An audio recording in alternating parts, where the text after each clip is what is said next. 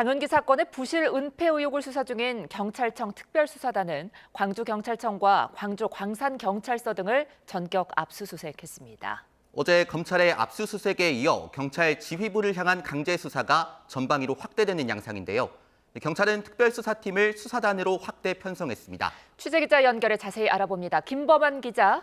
네, 전남 광주 취재본부입니다. 예, 검찰에 이어 경찰도 압수수색에 들어갔는데요. 지금 상황 전해주시죠. 네, 광주경찰청 지휘 라인에 대한 압수수색이 거의 끝나가고 있습니다. 압수수색 장소는 청장실 등 광주경찰청 3곳, 서장실 등 광주 광산경찰서 2곳, 그리고 당시 수사 책임자의 현재 사무실을 비롯해 모두 7곳입니다. 경찰 특별수사단의 압수수색은 이번이 처음입니다.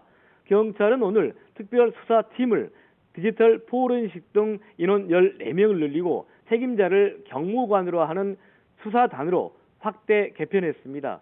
경찰은 장윤기에게 적용된 혐의의 최종 결정 과정과 수사 상황 보고 체계를 들여다보고 있는 것으로 알려지고 있습니다.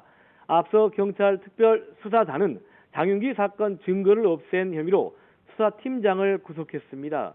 지금까지 대기 발령된 경찰관은 광주 광산경찰서 6명과 장윤기의 아버지 등 모두 7명입니다. 또 어제 검찰이 광주 광산경찰서장실을 추가로 압수수색했는데요.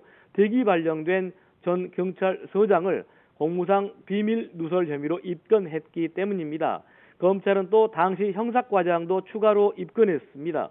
이로써 검찰에 입건된 경찰관은 광주 광산경찰서장과 형사과장, 팀장, 팀원 등 모두 4명으로 늘었는데요.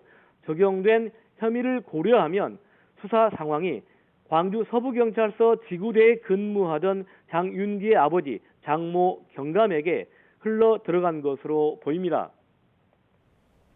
네, 월요일에 두 번째 재판이 열린다는데 쟁점이 어떻게 됩니까?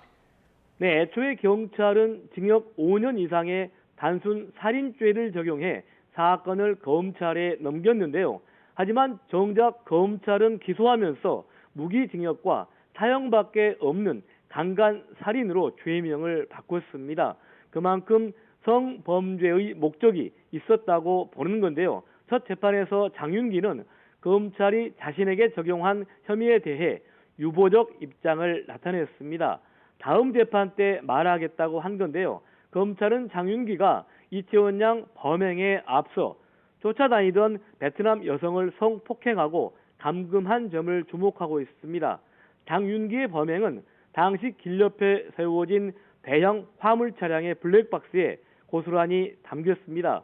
검찰이 이 블랙박스의 영상을 확보했는데요. 검찰은 장윤기가 대형 화물차가 보도를 가린 곳에서 범행한 점, 미리 자신의 차량 조수석의 문을 열어둔 점, 케이블 타이를 준비한 점 등으로 미뤄 이채원 양을 납치해 성폭행하려다 반항이 거세자 살해한 것으로 보고 있습니다.